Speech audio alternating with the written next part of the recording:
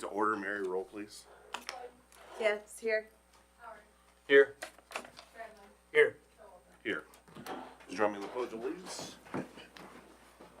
Pledge allegiance to the flag of the United States of America and to the republic for which it stands, one nation, under God, indivisible, with liberty and justice for all. Thank you everybody for joining us tonight. We'll go ahead and start off with the public comment. Do we have anybody signed up? Okay, we'll move on to consent agenda, items A and B. Item A is the 7/20/2026 Commission meeting minutes. Item B is appropriation ordinances 2026-15, 2026-15A, and 2026-P15. Any questions, comments, or concerns on the consent agenda? I move that we approve consent agenda items A and B. Have a motion by Commissioner Howard, Second. second by Commissioner Redland. Mary, roll. Yes. Yes. Yes. Yes. Move on to presentations and proclamations. We have none, so we'll move on to item 5, ordinances and resolutions. Item A is ordinance 1825, code additions for electric scooters discussion. Police Chief Earhart has put together a list of items to change section 16 or chapter 16 in the city code, adding the couple items that was agreed upon at the last meeting. All those changes are highlighted in yellow on the various items from section 16.401 through section, the last change is actually in 16.411, although it's includes, I guess the penalty is added on the end. 16.416 is added to that chapter. But wanted to get some feedback from you before we presented the actual ordinance for approval.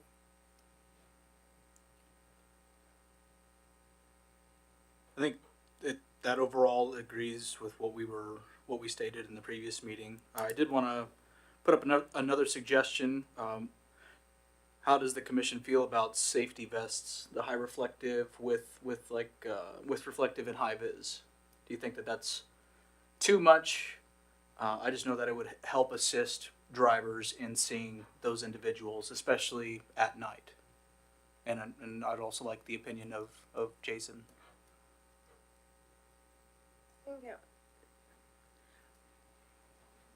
I think it would be good for education, but I think requiring it might be a little too much. Okay. That's just my opinion. I think that's probably adding on one more thing. Those are, I don't know how much those are, but Yeah. getting everybody to comply with that's going to be pretty difficult. Okay.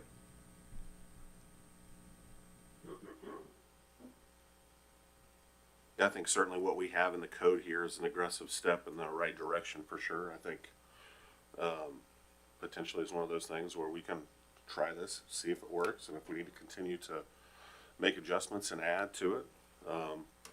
I know when we talked the other day, we talked a little bit about, the addition of potentially adding the flags, and I don't know necessarily that I completely disagree with it. Again, we just continue to add more things, more burdens onto people, and there's at a certain point I think we need to take some of these suggestions and run with them and see if they work. Sure. It's certainly better than what we're doing, for sure. I'd also like to go ahead. Except for e-bikes and e-scooters. That's the only thing that's going to be allowed. So if they have pedals on it, then it's considered an e-bike. I was also going to make a clarification statement because there's quite a few people that were saying that we're taking scooters away from anybody younger than 12 years old. That's not the case. You're just required to wear a helmet. And eye protective. Yes. Protection, right? Yes. I think the eye protection was okay. Yeah. If I read that right. No, it's actually, no person. Yeah, everyone should be, In- Everybody has to wear Everyone eye should protection. have it. because that's also for motorcycles, if you don't have a windshield, things like that. Yes, yeah, if it's not 14 inches. Yep. 13. Yep. There have been some kids already that have put flags on scooters and bikes, which is great to see them just testing it out. But again, like I think the rules that have been proposed is what I would agree with. What concerned me with the flags is we're having them take off a bolt and reattach a bolt, and I don't want us to open up to any liability to saying you guys made me do this, my wheel fell off. So that's where I went with that one, in my head at least. Did you also have the case where it might not fit every, Yes, yeah, it is not going to work for every single application, so it's almost impossible to try to make that work.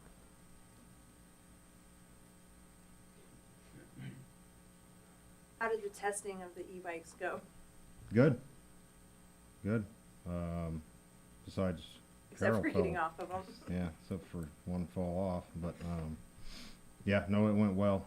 So, and I think we actually haven't had a call on e-scooters or e-bikes that I'm aware of since I put out that Facebook message.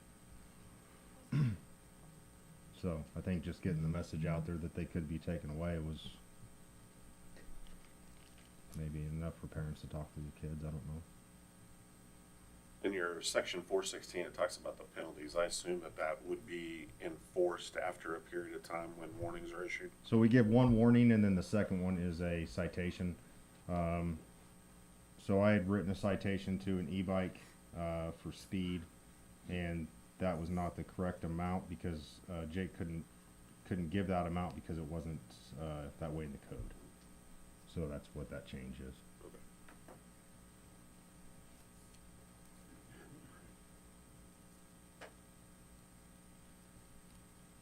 Yeah, I like it as written.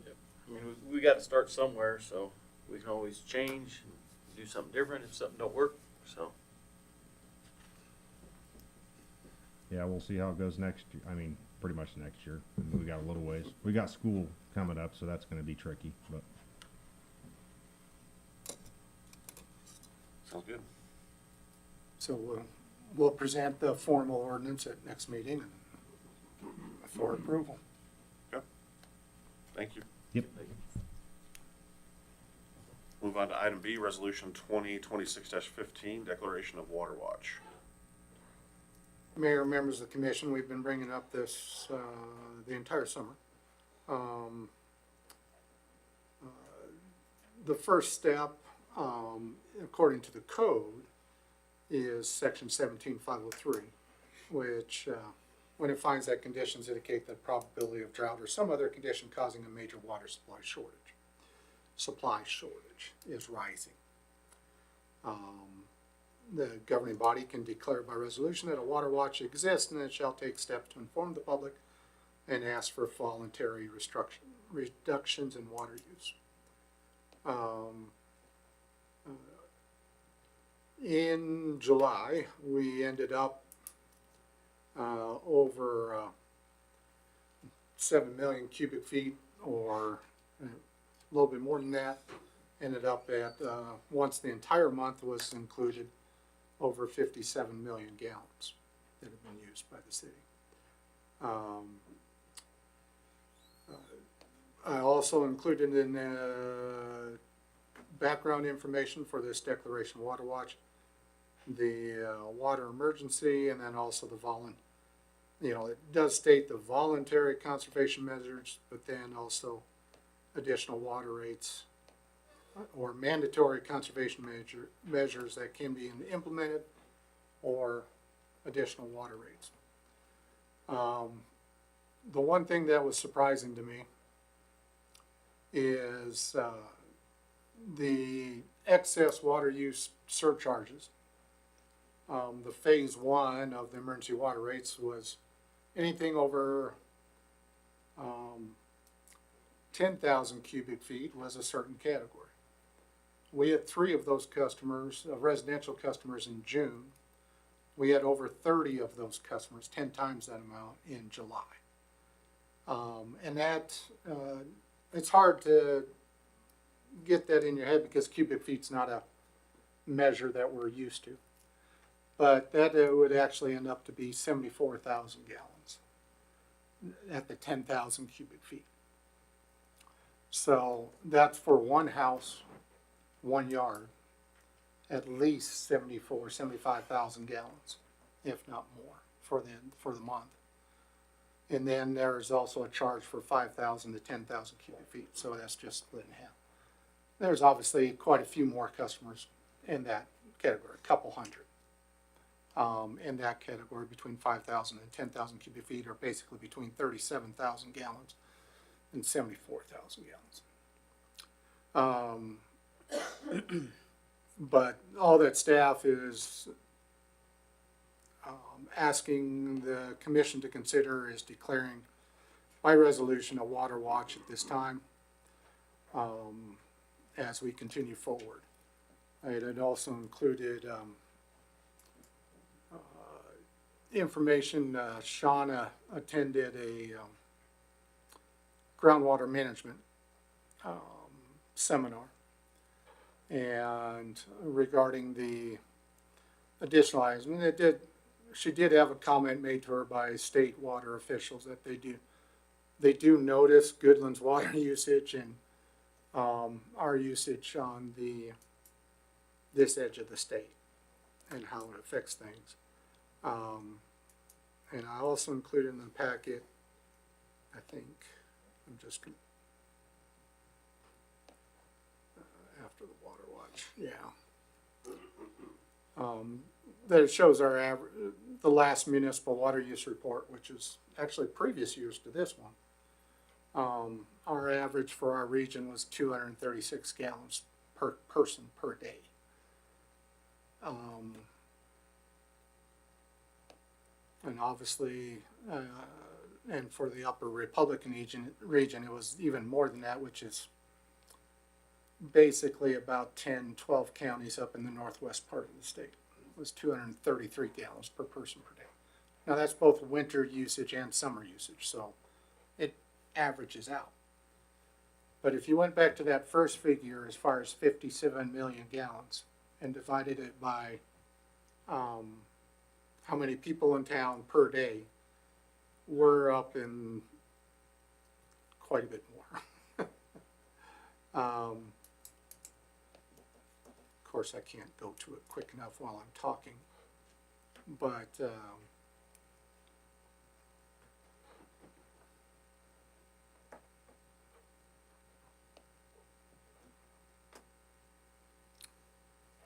just wanted to provide that information to the public and why this is being, what it ended up, even before the last 2 days of when we had 53 million gallons, it was 384 gallons per person per day for July, which is obviously quite a bit more than that average. But it's even more than that with an additional 4 million gallons that was used in the last couple days. It'd probably get us to that 400 figure. So almost twice as much as what the per capita per day. That's just what's concerning for us and concerning for staff as far as the state looking at, and also the groundwater management district looking at cities and what their usage is like. And are there any steps being taken to try to reduce the amount of usage? Anytime there's enough water going on the lawn that it ends up in the gutter and it's trying to grow the concrete in the gutter, it's obviously, that's wasteful use of water.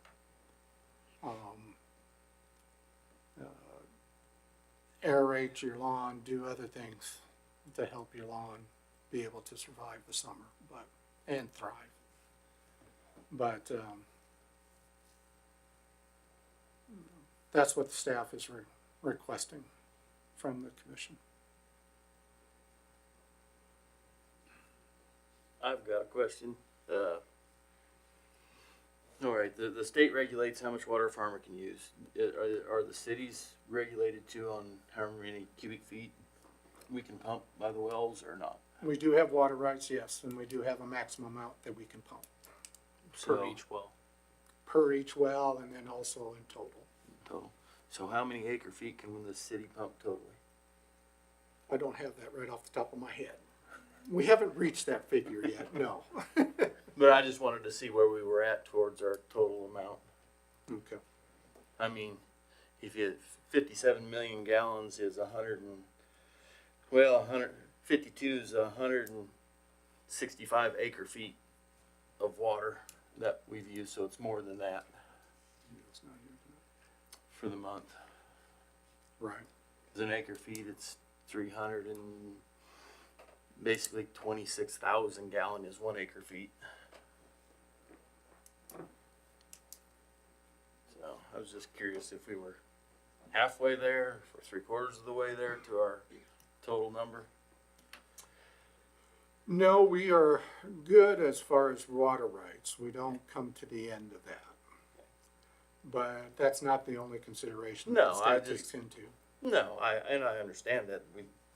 I mean, on the drive over here from my house, there's 3 or 4 people watering their yards at 102 degrees in the afternoon. So, I mean, that needs to stop. I mean, because you lose half your water to evaporation at that point.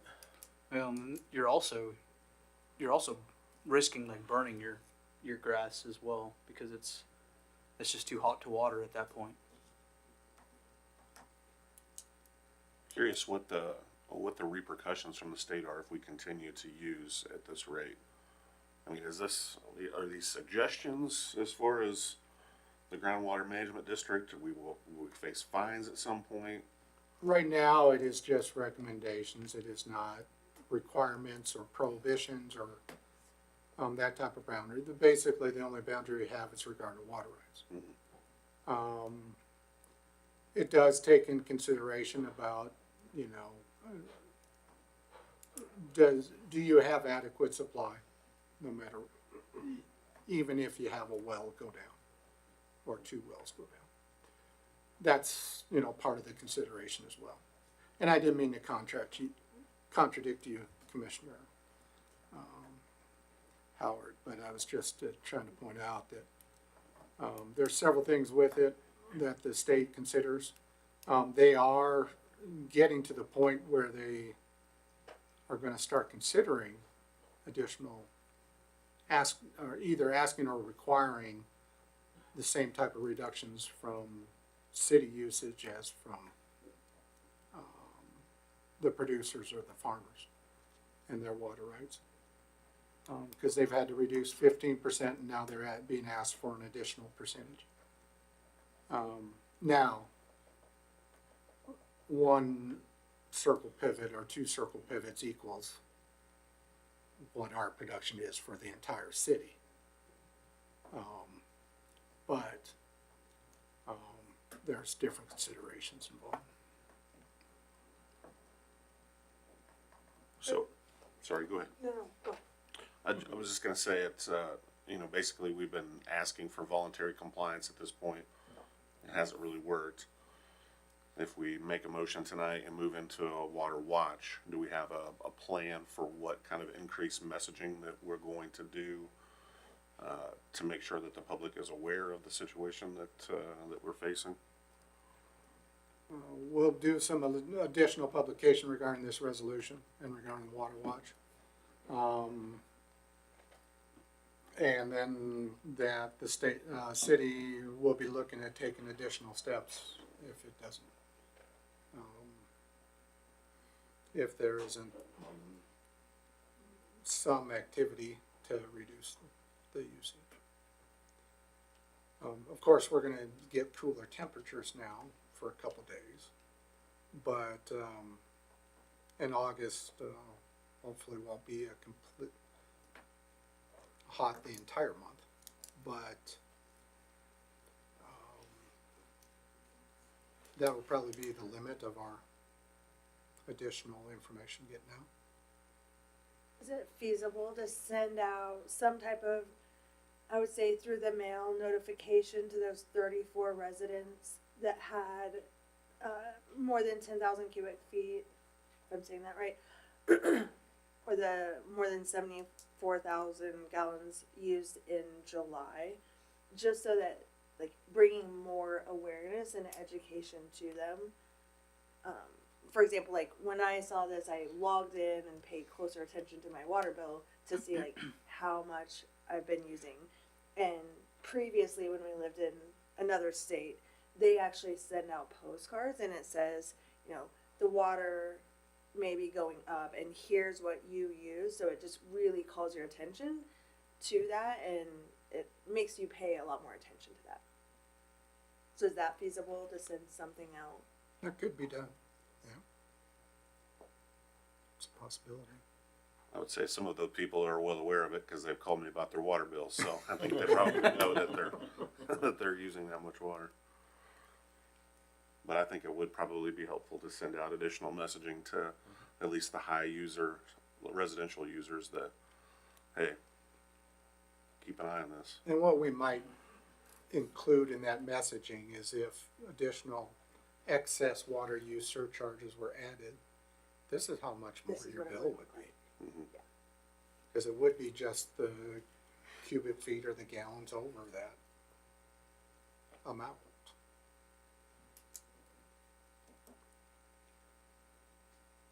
Well, if we do this, I certainly think we need to do more than what we've done already for messaging, because I think we're taking it up another step. So we need to have a plan for what that looks like.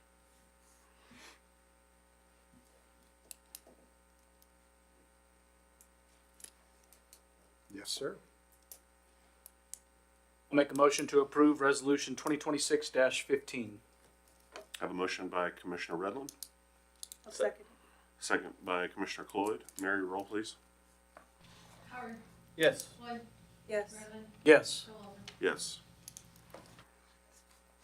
Okay, we'll move on to formal actions. Item 6, item A, resignation of Commissioner Sarah Artzer and procedure for filling of that position. Mayor, members of the commission, we received a notification, an email from City Commissioner Archer. We do thank her for her filling the city commissioner position. But she submitted a resignation and said, please accept this as a formal notification. I'm resigning from my position on the Goodletts City Commission, effective immediately, although that was a few days ago, but wanted to wait until we got to the regular meeting to proceed. The procedure, and talked about it with the city attorney Kling earlier today. Basically, there's a state statute that says the position needs to be filled within a certain time frame.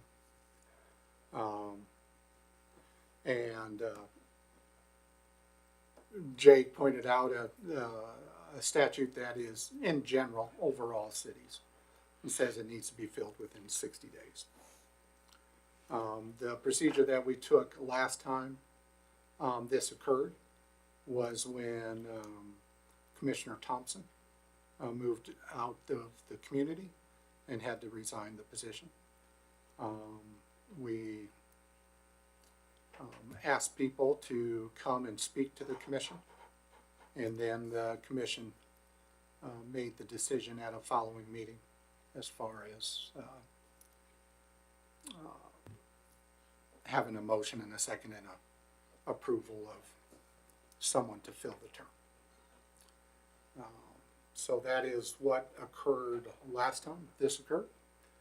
And just there really isn't direction in city code or state statute as far as requirements how to fill the position. So it is up to the city commission how you would like to fill this position.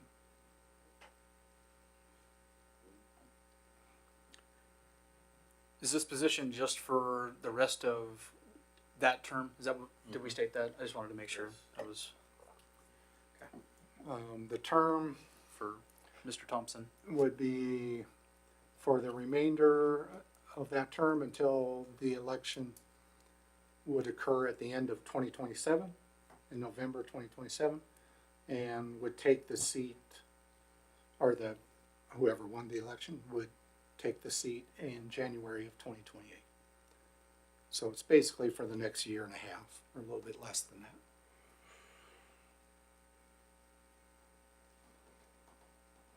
Did you have anything to add, Jake, to what was said?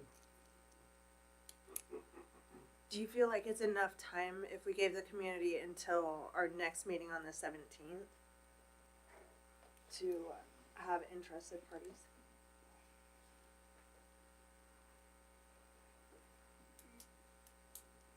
We've had some inquiries made already, and I think the quicker that the commission takes action regarding this, the better it will go. And if you have interested parties, at least be able to say something at the next meeting that would express interest. Would they need to sign up ahead of time? I thought we had I would call it an application, but it was a small questionnaire about why they wanted to be on the commission, and that was made available to us. We did not have. I Okay, I'm didn't. just imagining that. No, I think I had said that to you, and then when I looked it up, we didn't. Okay. We did have for planning commission members, for the city commission to appoint, but not for the actual city commissioner. It is just like when you all ran for the commission, there is no pre-formatted worksheet to ask you to fill out in order to put your name on the ballot.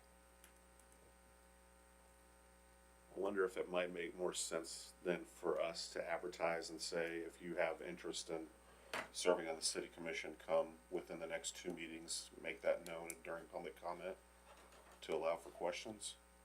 And then in the 3rd meeting, we take a vote, or take a vote after the 2nd meeting, outside of 60 days.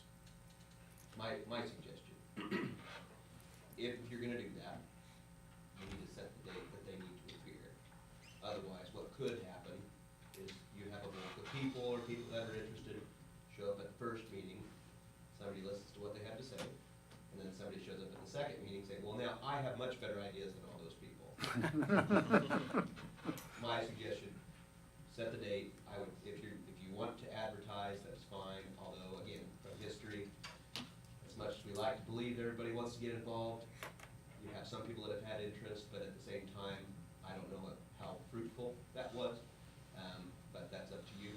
But I would set, at your next meeting, anybody of interest needs to appear if they wish to present, or at least introduce themselves that they are interested, so that you can either, one, decide that meeting, or decide at the next meeting, because that really would be your deadline, the next, what would be 2 meetings from now. Okay. So our first meeting in September, we need to have a decision made. Or at least your interest, no, I'm sorry. A decision made. Because it'd be the 17th would be our next meeting. And then not again until is it the Oh, 8th? wait. I'm- September 8th. I'm thinking, sorry. Since we have 2 meetings a month, I'm thinking of another place. So, I think that's fine, but you gotta stick to, you need to have a decision made by what would be the 3rd meeting from now. Did the clock start on the resignation letter, or like how does that That's a good question. My opinion, now again, take it for what it's worth. You can resign, or you can effectively submit your resignation, but until there's an action taken or until there's a meeting, it doesn't really matter, right? Unless you held a special meeting to accept the resignation, it's not that you're accepting it per se, but until there is actually business to conduct, that is now when the vacancy is apparent, right? Okay. That's just my take. Well, is 2 weeks from today then enough time to allow people to be made aware that there is an opening and to come to the meeting? Yeah, but I think it's important with what Jake said, we need to establish one of those meetings Yep. and then not allow it to be multiple. I think that's wise. I think it is, cause there's been a couple people ask me, and I think the word is out there, everybody knows that she resigned. And I think they've had plenty of time. If you wanna run, you're gonna run, if you're not, you just ain't going to, so. Yeah.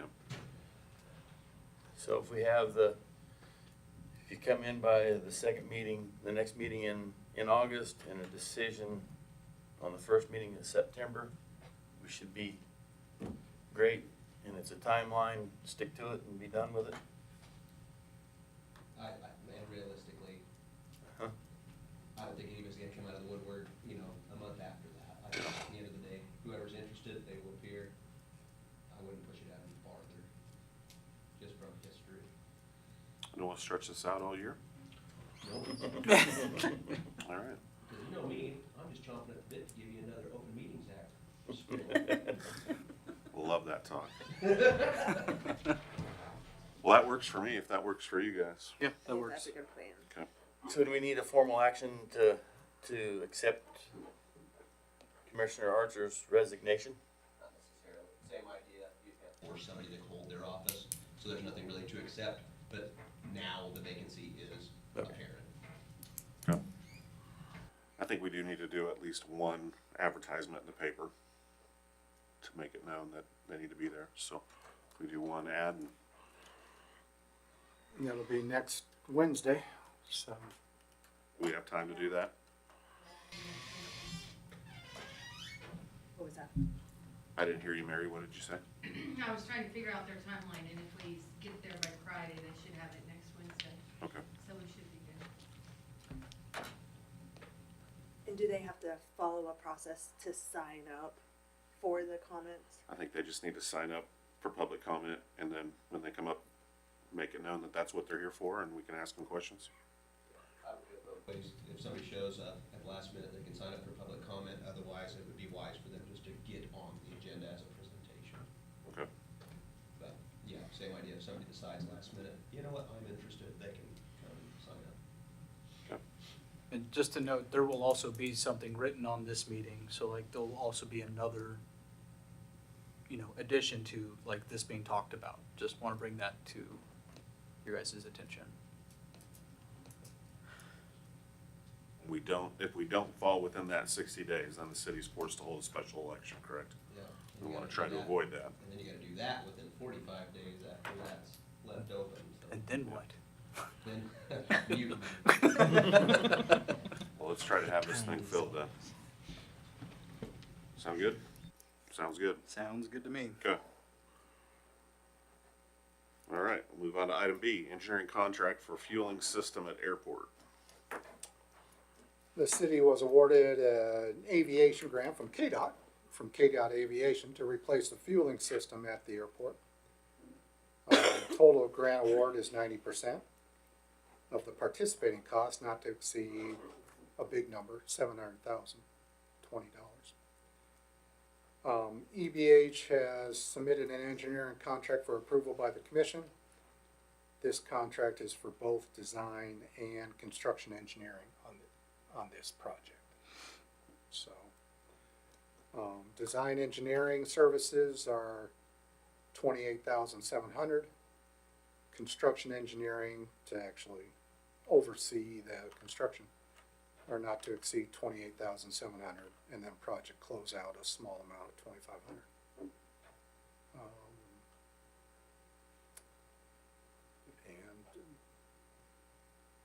And just have ready for any questions that you may have.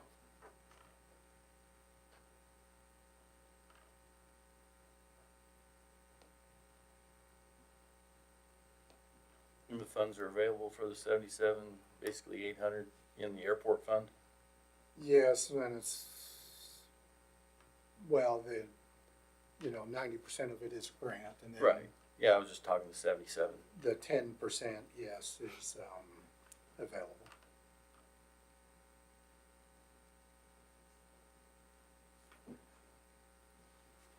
I believe that construction engineering is, or no, I'm sorry, design engineering is 100% local on KDOT. difference from FAA's. Correct. Version. FAA will pay 90-10 the whole way, but KDOT is, design engineering is 100, and then the rest, only construction is 90-10.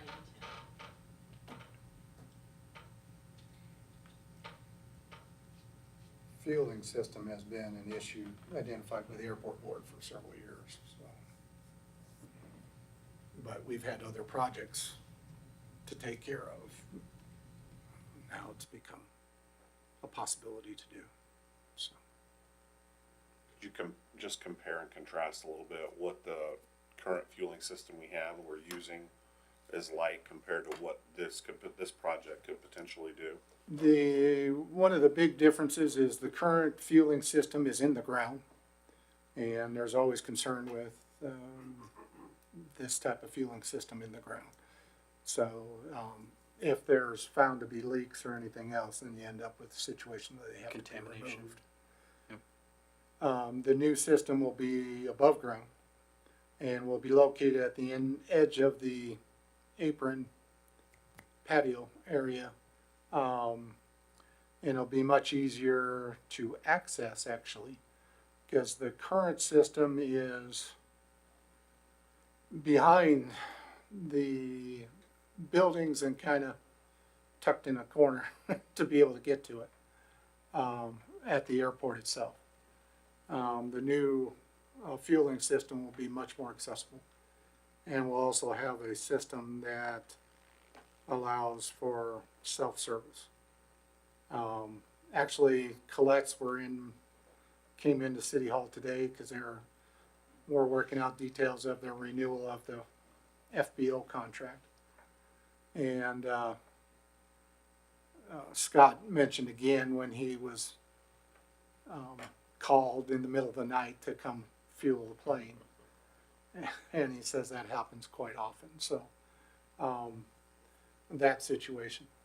So it should reduce that or Yeah, mitigate that from it should happening? reduce that. There's still situations, just like medical flights, sometimes they'll need fuel, that'll still happen. Where they might need assistance with it, but with the other pilots and with pilots that just come in to get some fuel, that's the only reason they're stopping.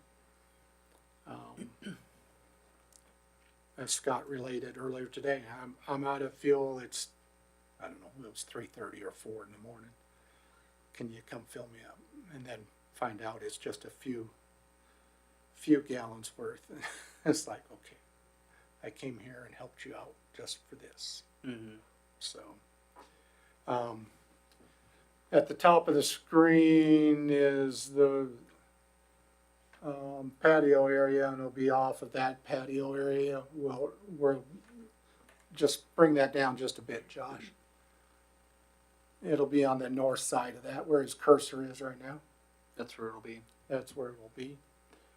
Whereas the current situation is kind of the infield area, but we're just off where the T hangers are at, which is at the bottom of the picture right now.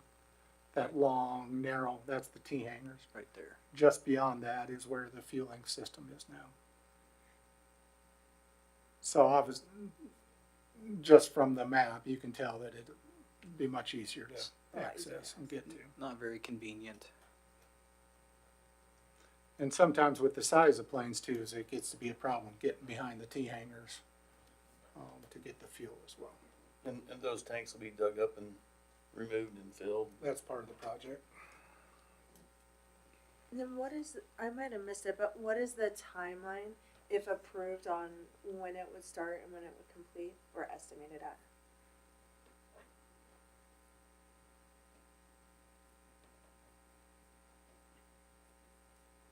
I don't think that was part of this contract. This is just for the engineering. Just for the engineering, okay. Yeah, they will write up an invitation for bid and then for the actual construction contract. They won't actually construct it themselves. They're just doing the design portion of it. And then the inspection and observation while it is being constructed by the actual contractors.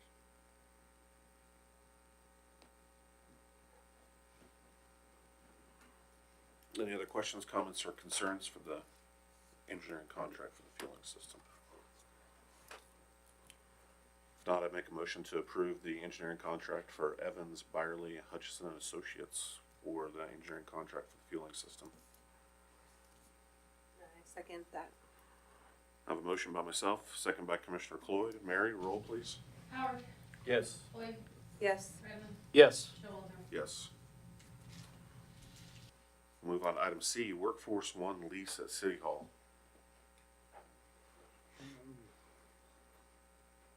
There was some communication, between Kansas Workforce One and our building as far as, they rent space out of City Hall. They really haven't used it much over the last couple years. And we were concerned that they weren't gonna use it. And they haven't given us any renewal. And then there was some,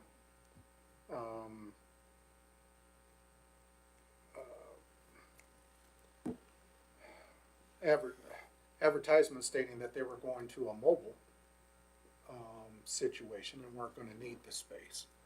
You may have noticed on here the previous lease expired as far as December 31st, 2025. But they've continued to pay for the space even while they've been considering these other options.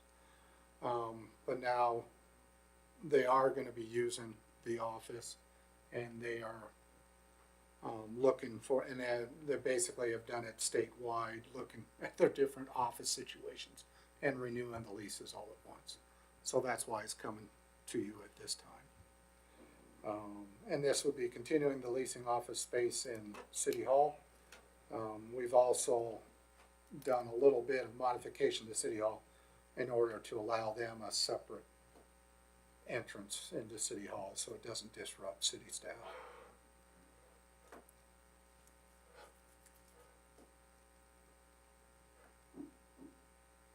Okay, any questions, comments, or concerns about the Workforce One lease? I move that we approve the contract with Workforce One lease. I have a motion by Commissioner Howard, Second. second by Commissioner Redland. Mary, roll. Howard, Yes. Redmond, Yes. Floyd, Yes. Showalter. Yes. Move on to discussion items, NRP projects and numbers. Rochelle Stanley is here to speak, I believe. Good evening, and Evening. thanks for allowing me to be here. Thanks for coming. I did try to take some notes, so I'll make it short and sweet for those of you that know me. I get a little windy sometimes, especially talking about this. Like I said, my name is Rochelle Stanley. I'm your Sherman County appraiser, and I'm just here representing myself, though I'm not here on the county's behalf. I've been the appraiser here since 2017, August 2017 to be exact. And I've been in this line of work for over 32 years. Most of you may not know that I deal with economic development quite a bit on the property tax side for my job. I did provide you some documentation through your packet of some economic development numbers that come through our office. And to show you that economic development isn't just about bringing in new businesses and loans, which was mostly discussed at your last meeting.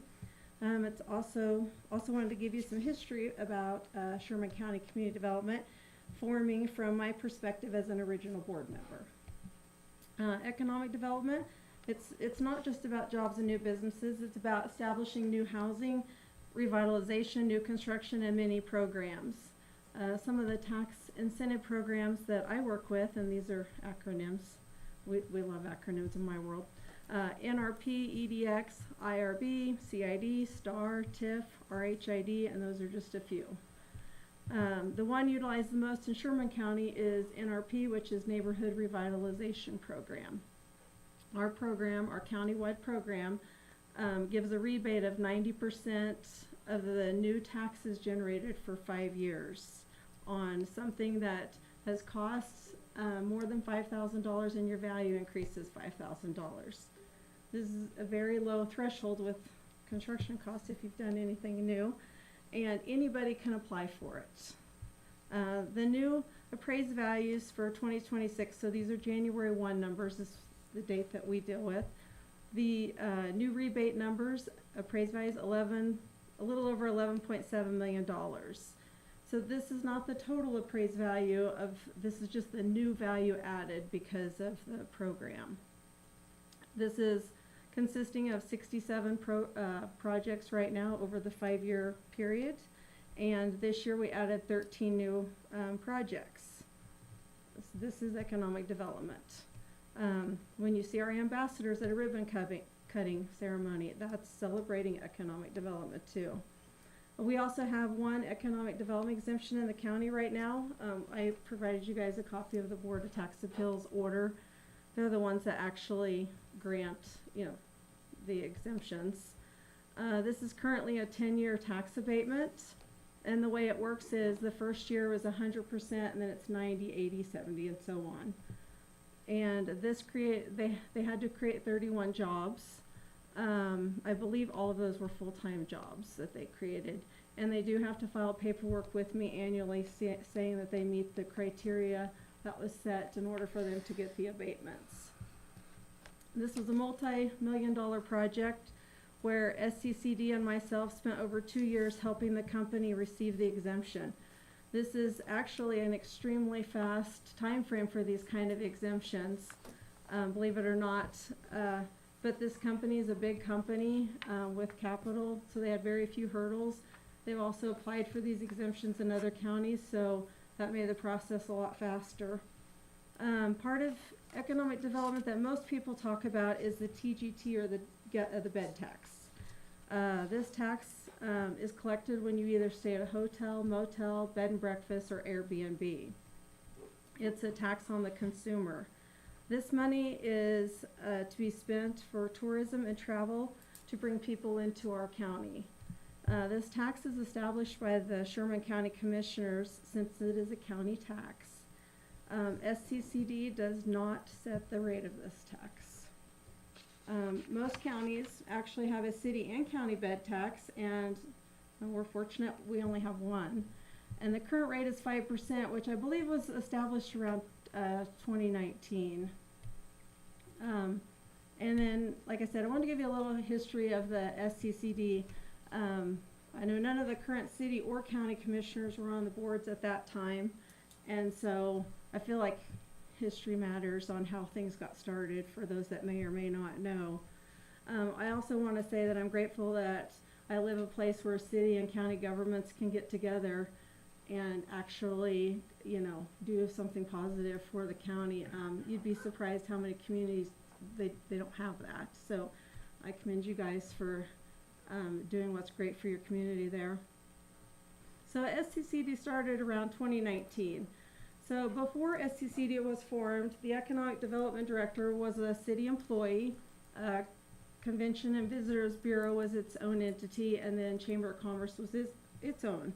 So you had 3 different agencies handling that stuff, and the city and county wanted more of a one-stop shop, so they formed SCCD.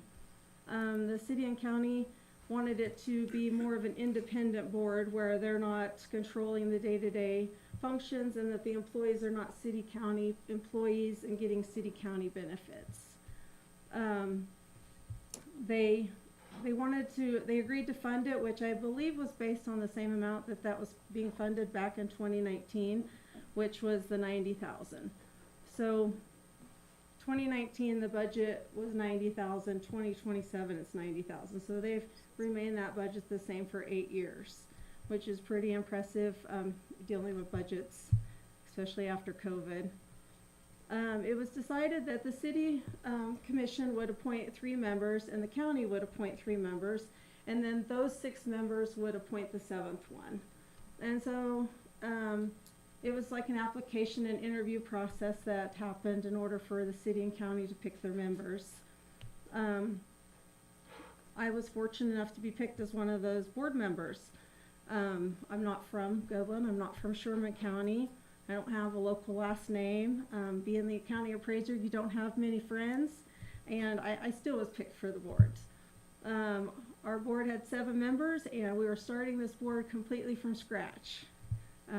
We had to hire a director, we had to establish a not-for-profit, we we had to write our bylaws, we had to establish a mission statement, everything. The work of the board is extremely impressive, as their whole goal is to improve Goodland and Sherman County. You can't always put a monetary price on how much work this board does. One example, we have a big project coming that's actually been in the works for a few years now. And I know at the time that we kind of got wind that a company was looking to go to a place, we had a couple of board members in Jaleesa. They talk to the owner of this company many times a week, sometimes on a daily basis, you know, trying to put a plug in, come here, come here, come here. And they're still in the works to come here, but these projects take a long time to get here. The work that they did and this person said originally he thought he wanted to go to another state, and he picked here because he was so impressed at how they were trying to, you know, lure him into the community, and he saw great things happening here. You can't put a price on that now. I mean, and that may eventually fall through, but the efforts of that board to get this to happen, it's huge. And this is somebody that's worked in other counties, so I get to see how things work and, you know, how things happen behind the scenes sometimes. But, you know, economic development, unfortunately, is a very slow process in a world where we want things instant. We have hardworking volunteers that are, you know, they're volunteering their own time. They're all full-time jobs, families, you know, they're busy people, but they're volunteering their time to do what's best for our community. It's, you know, SCCD, you know, their job isn't just to try to lure in these big companies. They're trying to do what's best for every company, big and small. You know, a lot of times those big fish are really hard to get, and they take a really long time to get here. And, you know, I think that Bert, at the last meeting, said he visited 132 businesses in a year. If you think about that, that's 2.5 businesses a week. That's impressive. You know, when you know all the work that he does, and he still made an effort to get to all those businesses, you can't put a price on that. And you know, not just Bert, Jessica too. So I'll make sure I include her. She's very hardworking too. These conversations are valuable to our community. You know, Matt and Bert, they only talk about, you know, they were talking about loans and stuff, and how there was $1 million brought in 2025. And, you know, if I could turn $90,000 into over $1 million, I'll take that investment every day. It's just something that, you know, they actually have a monetary number you can put on that. In my office, we actually work really close with SCCD. They'll have people that are going to do something that may not qualify for one of the programs they deal with, so they'll send them our way, and then vice versa. I may know something that will benefit them more than just like a rebate or a tax incentive. So, you know, we go back and forth to try to get everybody the best options they can so they can be successful. On a personal note, my husband and I decided to make Goodland our forever home. I actually received a call when your former appraiser retired and wanted me to come out here, and I thought this was just going to be a couple year, you know, just being here for a couple years and then move on. But you know, when I first came here in 2017, Main Street was probably half the businesses that they are now. So just based on all the great things that are going on here, we decided we wanted to make this our forever home. We also have 2 of our adult kids that have moved their families here, and they made this their forever home. So I'm not just a supporter of SCCD. I believe in the community, and I want it to be successful. And it takes a community to make community development successful. And you know, along the way, there's always going to be failures and mistakes. And if you're not making those, you're not human, is what I've always been told. But what you do when you fail or you make a mistake, you learn from it and you move on so that you try not to repeat what happens again. And you know, sometimes we work really hard on projects and they don't happen for many, many different reasons. And sometimes it's out of anybody's control, but I don't always see those as a failure. I see those as a learning experience that we'll know from the beginning next time if this person's going down this path that maybe let's stop and slow down the process and say, hey, we don't want to repeat history here. Finally, I just want to remind everybody that words, intentions, and actions, they do matter. You know, we should want to be a part of the solution and not a part of the problem. I think it's okay to ask questions and have concerns and address them in a respectful manner. As a city commissioner who is elected, you represent the people who voted for you and the ones who didn't. As a taxpayer and voter, I expect my elected officials to be professional and hold themselves to a higher standard as you are representing our entire city. I think trying to destroy someone's work and reputation should never be acceptable in a public meeting. I hope we all learn from the previous meeting and treat each other with dignity and respect. I do appreciate your time, all your hard work you guys do. If you have any questions, please ask. If you ever have any questions that you know, you just think of, pops in your head, send me an email, call the office. You know, people are always amazed that they're like, oh, I didn't know the appraiser has a hand in this or that. But we do a lot more than what people think. But please feel free to reach out anytime if you have any questions, or if you have a taxpayer that has a question, please. The more we can work together, the better. So. Okay. Thank you. Thank you. Any questions for Rochelle? No. Okay. Okay. Thank you. Thank you. Yep, thank you. Okay, we'll move on to item B, the interlocal agreement on SCCD modification proposed by Sherman County. I'll basically hand you what was provided to just take a copy and hand it down. There was an issue brought up regarding the Sherman County Community Development Board. It states in the current agreement shall be subject to an annual audit, and the results of said audit shall be submitted to the respective public agencies participating in this agreement. The county attorney, Brett Mangan, in order to clarify, provided a proposed change at the Sherman County Commissioners meeting. And Jake asked if it would be presented to the city commissioners as well. And the proposed change is at the bottom of the single page here. The Sherman County Community Development Board shall be subject to an annual audit at the request of any member to this agreement, because the agreement is actually between the city and the county commission. It's an interlocal agreement. And it states, with the costs of the audit being assessed to the requesting party. When an audit is requested, the results of the audit shall be submitted to the respective parties participating in this agreement.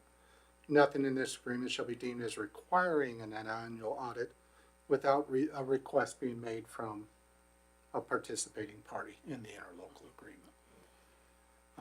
Because the funds are audited already, the TTG funds are already part of the county's audit. The funds that we provide the SCCD board is part of the city's audit, but not the audit of the actual SCCD board. I mean, now SCD operations. So that was the proposal that was given by the county attorney. Mayor, I'll just ask if City Attorney Jake Kling has anything additional to provide.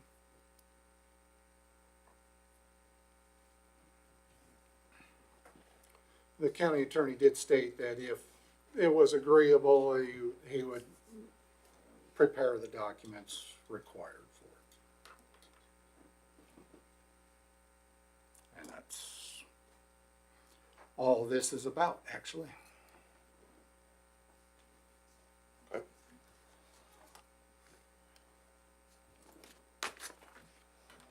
Well, who wants to start? I guess I can. Okay. I think I'll just start with the statement. I think it's important that, you know, that the funds that we give, there needs to be oversight of where those funds are going, because it's not a private entity going and, you know, donating these funds. Yes, we are, as a government body, saying we're giving you this amount, but I think that it's important that there is oversight over those funds. I think it needs to be an annual basis.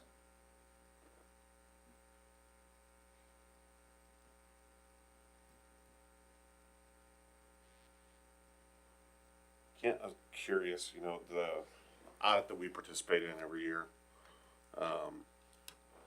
what does that look like if we were to request that they then audit SCCD? Does that, I assume that comes at a pretty significant cost, correct? It'll be an additional cost. I don't know how much it would be, but it'll be an additional cost. I have not requested that amount from the auditor. I think it would end up to be more typical of a component on it. It wouldn't be like duplicating the city's audit because it's much less complicated regarding SCCD than what the city's funds, because you obviously know it from going through budget. We have fund after fund after fund within the city. So it would be a cost. It'd be a few $1,000s to do, but I don't have an exact figure of what it would cost to do. I certainly, don't speak from experience here. I'm not an accountant and probably struggle from time to time balancing my own checkbook, but I would think that that would be a pretty simple audit. I mean, if we're providing $90,000 to a organization that is primarily using those funds to pay their 2 full-time employees for salary and benefits, there's probably not a lot that would need to be audited there. So would that be a accurate statement? The purpose of the audit is, like when the auditor provides us, is to get to an unqualified opinion saying that, yes, the funds were used in this purpose and what they've documented follows. That's what the audit gives you. And I would, like I stated before, I don't think it would be complicated to complete an audit.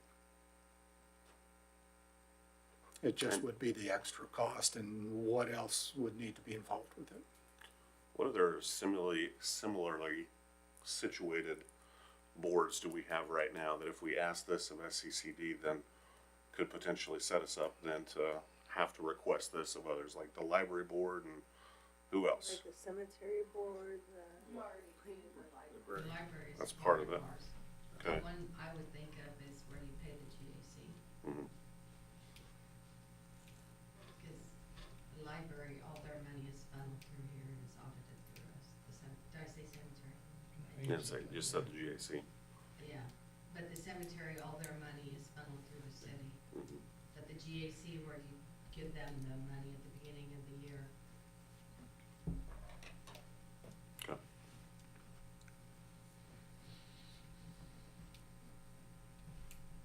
Although the GAC is, what money we give the GAC is not the majority of their budget either, so. It's to run programs. Right. Yep.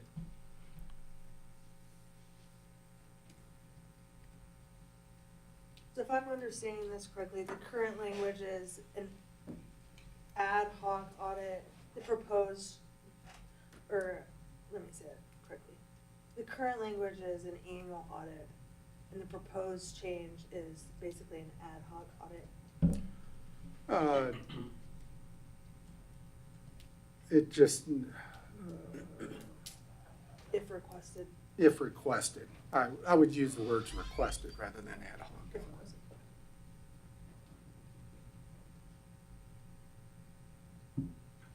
So we could, in theory, say, we agree with this, but then continually every year request an audit. Oh, yeah, you could do that as well.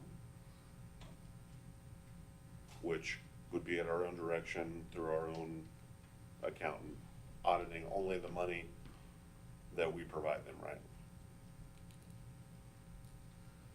Actually, I don't think that's clarified within this. I think it's more, you've had more to discussion with Brett regarding it. Well, not anything on particularly those details. I'm not quite sure realistically how you would be able to separate out the 90 versus the 50 that the county puts in, right? I mean, they have their budget, they spend their money. I don't know how you would ever separate out, okay, the first $125 of this was from city funds, the other 75 is from the county. I don't think you'd be able to do that. It'd probably be a full. So if we're doing it the full, we'll do the full 140. Yeah, I don't think realistically, I don't think there'd be any way to separate it out. But yeah, with this language, same idea. I guess I'll put it this way. doesn't change it, right? This is a clarification, just to make sure that everybody, even people that are different from on this board, can look at that and be like, okay, now I fully understand this as what the intent was here. Another idea, if you're so choose to, instead of going through the audit process, you could just have them submit to you an annual report that shows what they've spent your money on. That's another idea. So then they present that to you, to tell you what they've actually spent the money on. And then if you have any qualms with it, then do a full blown audit, be like, that doesn't seem right to me. I don't know why we would spend that on that, whatever, stuff like that. But it's just another idea, could save you funds. Would that need to be part of this, or we could just request that separately and then still align to the proposed change, which is as requested? Which quite honestly, I mean, that seems to me like that makes the most Seems reasonable. sense, and probably we should be asking that of everyone that we provide money to, even the GAC. Show us the paperwork. Right. But this is what the county commission is comfortable with, correct? Yes.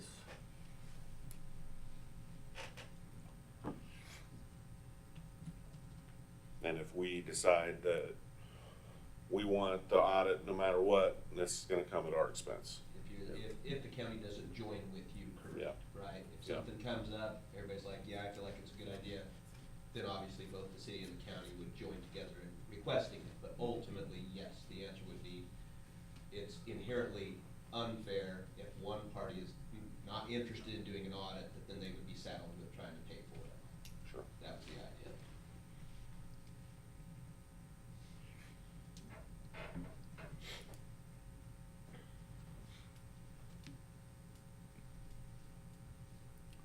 I'm aligned to the proposed change.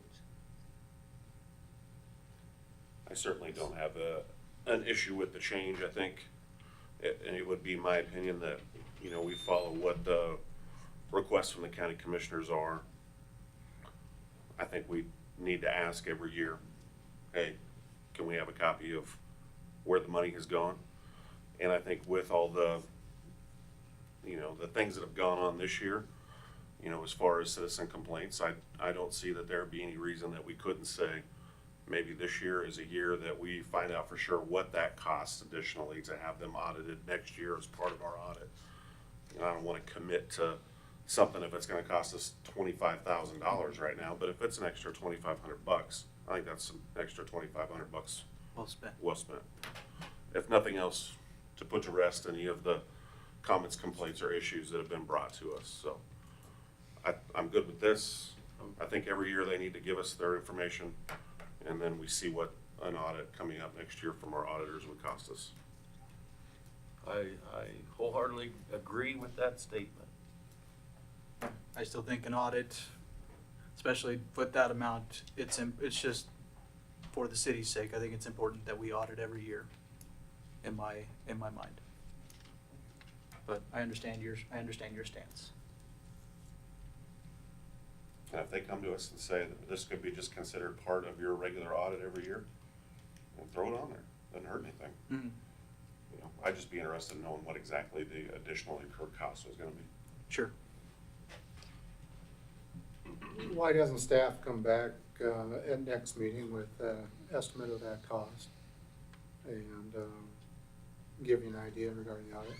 I don't think it's going to be a tremendous amount, but there will be some costs associated with it. And it may be a little bit more the first year just to get it set up and know what the parameters of it, what they want, because Mary does an awful lot of work getting prepared for the city's audit, but has worked with the auditor for a number of years, and they have it down to well-oiled program to get the audit done, so. Well, if we can create more work for Mary, that's my goal every meeting, so. Thank you, Jason. You're welcome. So do we need to vote on the proposed change? You wait for the actual formal amendment is in front of us. I just, under your direction, I can tell Brett that we're good with it, he'll put it together. County would have to approve it, actual as written, and then we would have to approve it as written to be submitted.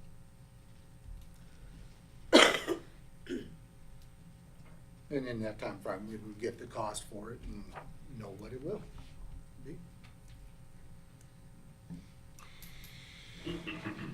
Okay. Any other questions, comments, or concerns about the interlocal agreement with SCCD? Nope. Okay. Move on to the hangar lease agreement with MedTrans Corporation. Included this in the packet. This is a renewal of the lease for MedTrans Corporation, formerly or also known as Eagle Med. I don't know if they don't use that name at all anymore, but that's what their corporate name is. Included this in the packet. There are a few sections that are highlighted in red that are changes that were made by MedTrans. And I would point the commission to section 5, abandoning premises or personal property, as a little bit of concern. And City Attorney Kling pointed this out, and you might be able to say it better than I did.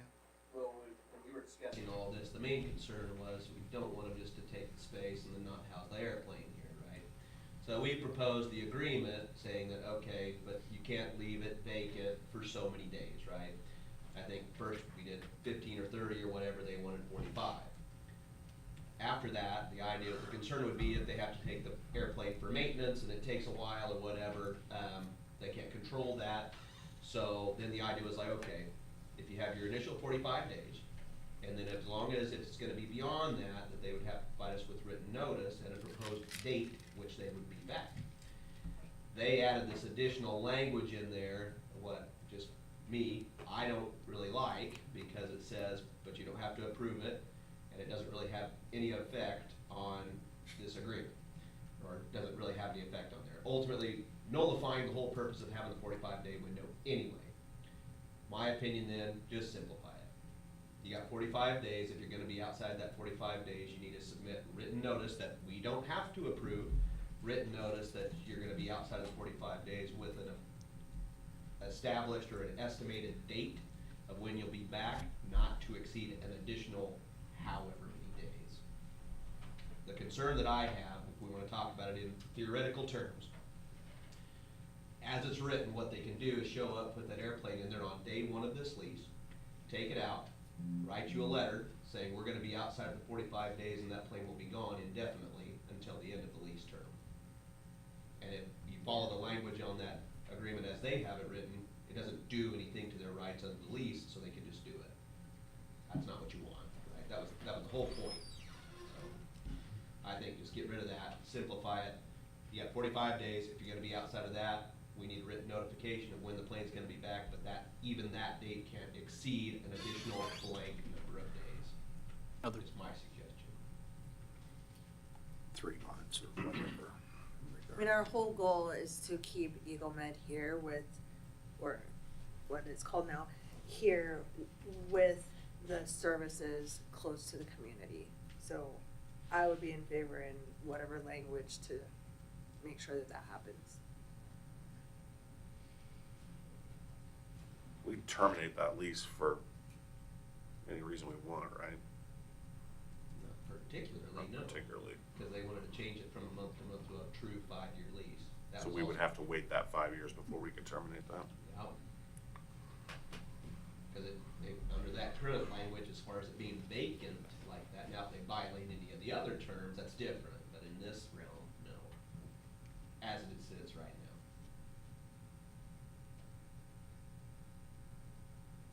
And who would check up on that? Like, who would be responsible? You could have, We'd assign you to do that, Rick. well, Gee, thanks. I mean, I feel like the community would quite frankly, you notify. could have the airport board do it. Or Or you could the FBO would the be the fixed most. base operator can do it. Okay. Or Brooke, you just take a drill out there and drill a hole in there and look in. But if the, Yeah, like if there's the other plane things wasn't that are here when the implicated there. services were needed, that's also a way to know, Say right? that again? If the plane wasn't here when the services were needed, that would be another way to. I would That say it- yes, but practically speaking, I don't know how we would know that. The hospital would know that, but I don't know how we would know that. Well, and that happens currently. it's not just Eagle Med that transports for our hospital. There's other agencies that do at various times. Eagle Med is not the sole transport option. Now, they do a majority of it, as they explained to the mayor and I when we met with them. But it's not like 90% or anything. It's not even close to that. It's just because of the circumstances of the day and the patient and all kinds of different things. I think this is as close as we're gonna get. We've had several conversations with them, and I believe Stephen when he says that they're not looking to go anywhere now, and, you know, that was the whole purpose of the conversations that we started in the first place, and this is what we got. This is what we got. I think the best move for the community is to sign this thing and get them locked in.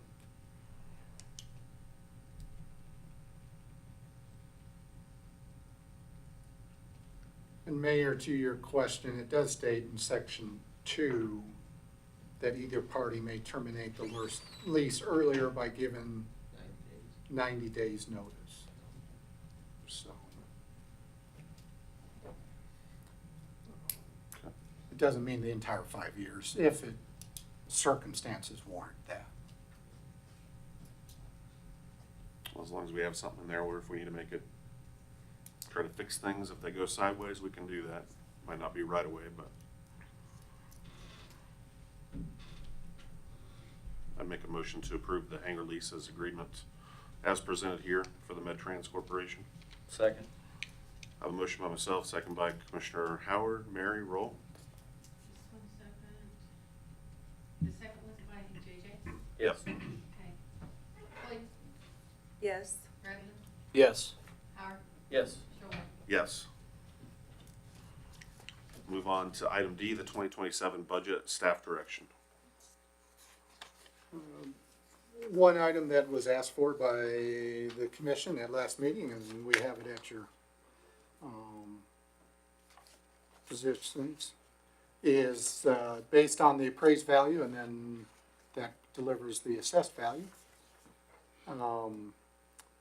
for residential properties, and then the next page is for commercial properties. But it gives you an idea. It has the mill levy for 2025, the mill levy for 2026, and then it has 3 different versions for 2027. It has the first one for 2027 was where we ended up at as published for the notice of hearing. And it shows the dollar increase for a $50,000 home. And then the next set of them is for 75,000, 100, and 150, and then at the bottom of the page is the $200,000 and $300,000 houses. And then it shows if we would go back to the 2026 rate, exactly the 54.996 mils.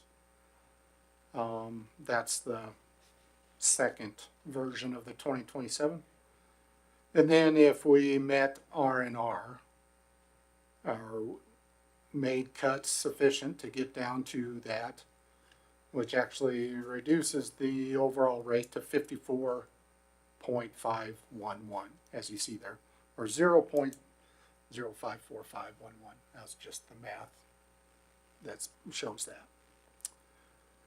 And it shows the differences. Now, obviously, for a $50,000 house, it's less than for a $100,000 house and a $200,000 house, etc. But gives you an idea that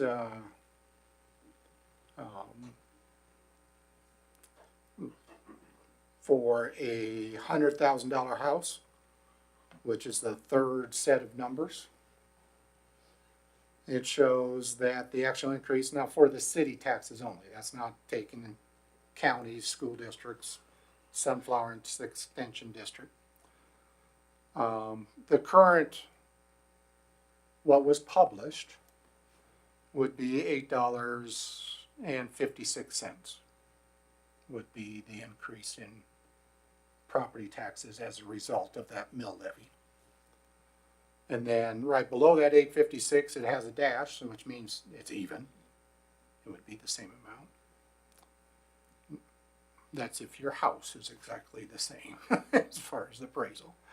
And then below that, it shows reaching the R&R, reducing it down would reduce the property taxes for a $100,000 house from the city by $5.58. That's what those parentheses, that's basically in accounting language is the minus.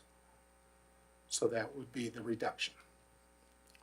And it shows there what the annual tax is. It shows $641 for the budget as published. $632 if it was the same rate in 2020 for 2026, and then $626.88 for R&R.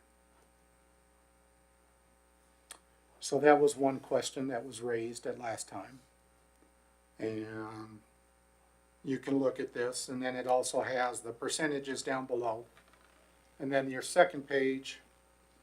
It is more expensive for commercial properties, but that's because of the state tax system that has assessed value for 11.5% for residential, and it's 25% for commercial.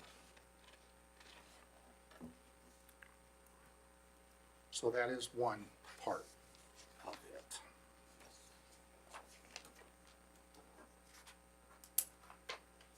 Thank you for putting that together. We can put that down, and then I want to give you one other sheet as Mary and I have been going through this. I won't name off the things and go take one and pass it down.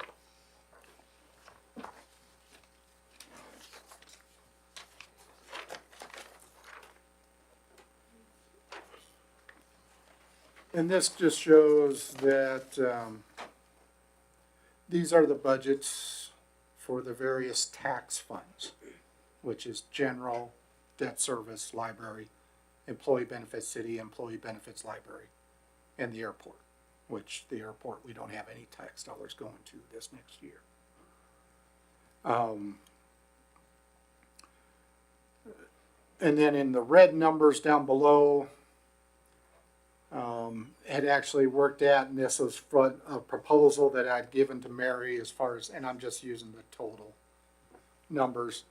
I'd given her where staff had put together $58,000 in cuts, and that actually put us below R&R at 54.419. I actually overshot the target because the NRP estimate that Rochelle was talking about earlier, it changes based on what you deal. So then it's like, okay, you change this rock and then the other rocks change a little bit. So overshot it a bit, and it gives the examples of how much needs to be cut to reach these parts from what was published. To get to 2026 level, it was 32,000 and change in additional cuts. Now realize, we made, or with commission direction, we made about $200,000 worth of cuts from what original proposal was in order to get to what our published rate was. So this is an additional $32,682. And then in order to reach the R&R, it was $53,979 in order to reach it in additional cuts. Now, how we get there, there's some different options of how to get there. But the biggest chunk of that is, we had set aside money for demolition of commercial properties, and it's basically wiping that entire amount out, 30,000. Now staff is trying to find a way around that. That gets into awful tough decisions in order to do that. It can be done, but that is the one that's identified. And since we had a different owner of different owners of 2 of the 4 commercial properties that were really considered, but we still have one property that's, sometimes it seems like it's taken a couple steps forward that it won't have to be demolished. And then the next week we get conversations that it's back on the concerned list. And that's the Oyo Hotel next to Walmart. That is such a difficult property and a difficult ownership situation that's causing a lot of problems. Potentially if it's sold, then There would be hope it could be remodeled or it could be redone. could help. Yeah, that's been the communication a couple different times. Well, actually more than a couple different times. But it's become a real possibility, we thought at one point. It is not as strong a possibility at this point. So that's where the difficulty lies. You know, we make these decisions for a budget that's a half year to a year and a half from now, and where the decision might become a lot more urgent. And that's where having this money set aside would be helpful. Still wouldn't be enough, because that estimate to tear down the Oyo would be hundreds of thousands of dollars. So the 30,000 is not going to, you know, okay, we're good, but if we don't make any strides to it, that's where it becomes awful difficult. Then it would push it out into the future, is what you're saying. It would push Should it out we into the need to- future, yeah, unless we do something different. Unless we borrow money or do something otherwise to make it happen. Even if the cost will eventually be paid by some owner of the property, it won't happen quick enough for us to pay the contractor to actually do the work. So, if we ever see it at all. Because we didn't, with a major hotel that was done a decade ago, Motel 7, I don't think we ended up with money from any owner of that property, which was unfortunate. That the city has to take, the community has to take this action in order to take care of a property.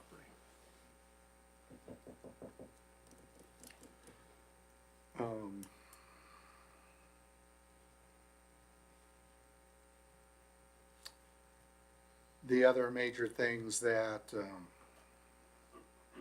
well, I won't provide it to you. I guess it's more about trying to get, there's a lot of little decisions to get to the other amount.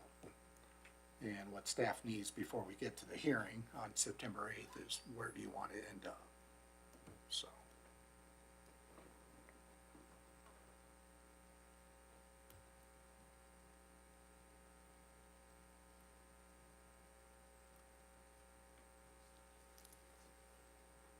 You know, I think that there's been hard decisions that have had to be made to try to figure out where we fit in all this.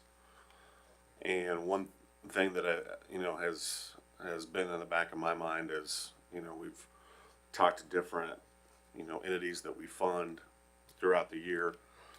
And I think we need to be very careful that if we're going to make those hard decisions, that those hard decisions roll downhill too. Like, if we're going to stay revenue neutral or we're going to reduce to 2026 spending levels, then the other entities that we fund need to probably also meet that benchmark as well.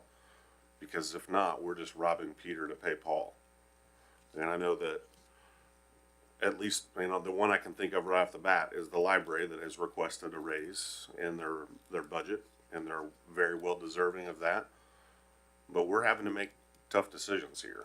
And if the taxpayers expect us to figure out a way to either be revenue neutral or be at spending levels for 2026, and by God, everybody else that we fund probably needs to be there too. This isn't just us that has to make tough decisions. I think it needs to be everybody that follows along with us. It might just be my opinion, but that's That might be the reality of the situation.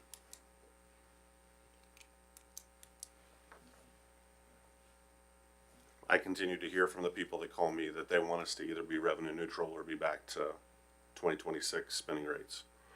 I don't think that revenue neutral maybe is the smartest decision for us, but at least 2026 spending rates is where the direction that I would like to go. I think that if we can get back to the 2026 spending would be great, close as possible anyway. Yeah, I think every department and everything that we fund needs to be on board with the same principles too, so. I would say I really appreciate the staff going through and providing the option of how we can get to either 2026 or revenue neutral.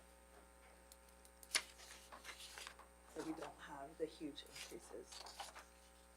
Because lots of people in the community voiced their opinion on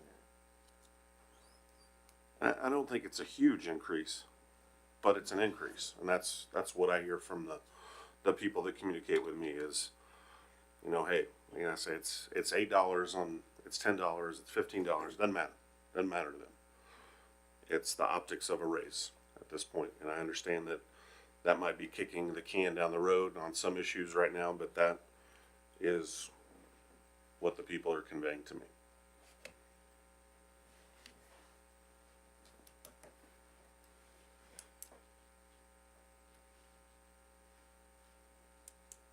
Well, we can certainly put, and we'll put, an example for you together. It might be one example, it might be two examples of how we reach that 2026. I gave you one example about the 30,000. That's almost that 32. But I'll give you another example of how we can reach that, and how we can put forward that budget. And you know, the notice that was published in the newspaper is just the maximum amount. As Brooke was relating before the meeting, just want to reiterate that's the maximum limit that the city can be at this point. It doesn't mean that we have to be at that. We can be at any amount underneath that amount or anything underneath it. And if staff provides you some options next time about and then you can let staff know what's the final amount that you want to be at. So we're prepared for the hearing that's on September 8th. Would that be the best way to go? I think so. Okay. Yes. Okay. I'm okay with that. Staff will do that then. Thank you, sir. Thanks. All right, we'll move on to item 8, reports. Start with the city manager.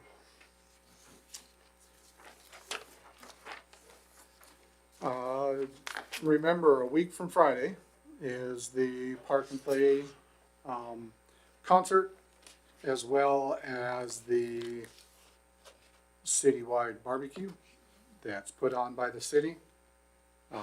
Would welcome any commissioners to participate. A number of you have done that on previous years. We will start going around, I think it's advertised through SECD as of 5 o'clock, but that's when the barbecue will definitely be going at that time. You need help around 4, is that what I remember? 3:30, 4 o'clock is what was stated last meeting? Closer to 4:30 probably. Oh, that's, okay, all right. Be fine.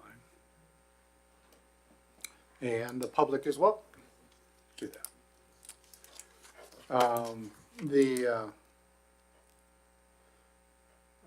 Did have actually some good news over the weekend regarding the EDA grant update as far as the Economic Development Administration. We received notice of a curing letter which is basically a list of items that they would like either clarification or additional information on in the grant application. And it's a normal part of the process with these large grants from the Economic Development Administration. Staff is